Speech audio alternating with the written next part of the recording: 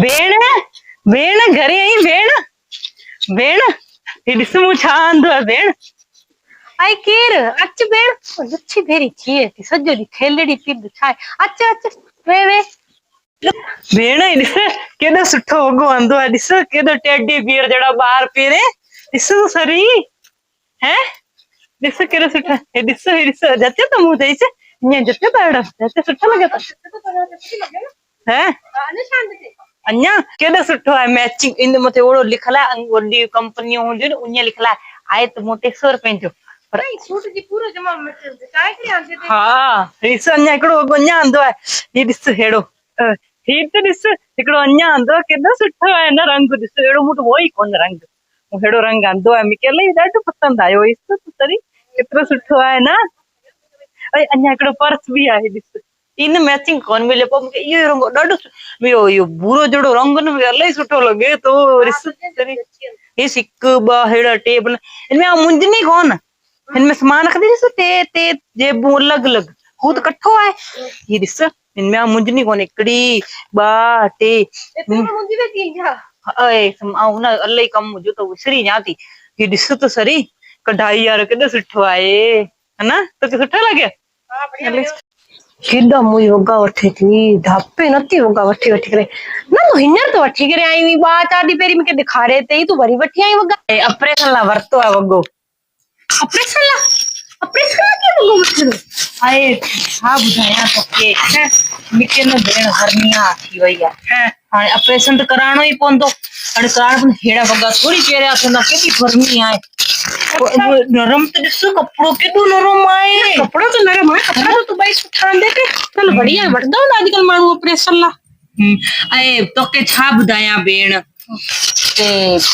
माण्हू वठे हाणे कोई कंहिंजो मर्ग थिए मायूं पहिरीं वॻा सिबाए वठे मर्ग लाइ वठे विहांउ लाइ वठे वाणे लाइ टाणे लाइ बाणे अधे लाइ काणे लाइ मंडे लाइ मायूं सॼे लाइ वॻा वठे तोड़ ॾियारी लाइ उहो छिछड़ा वॻा माण्हू खणी अचे न रेड़ीअ भई उन खां छिछड़ा वॻा वठी सिबाए पहिरें त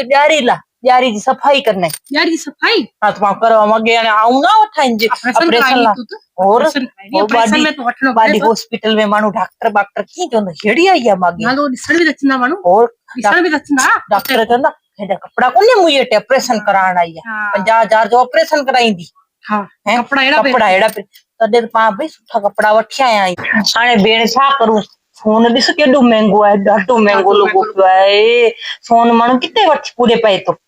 मथां सोनार ढको सोन जो केरु लुटेरो बुटेरो लुटे वियो पोइ कोन्हे अॼुकल्ह केॾा ढाका बाका पए था माण्हू लुटे वञे था माई जे कन कटे वञे था माण्हू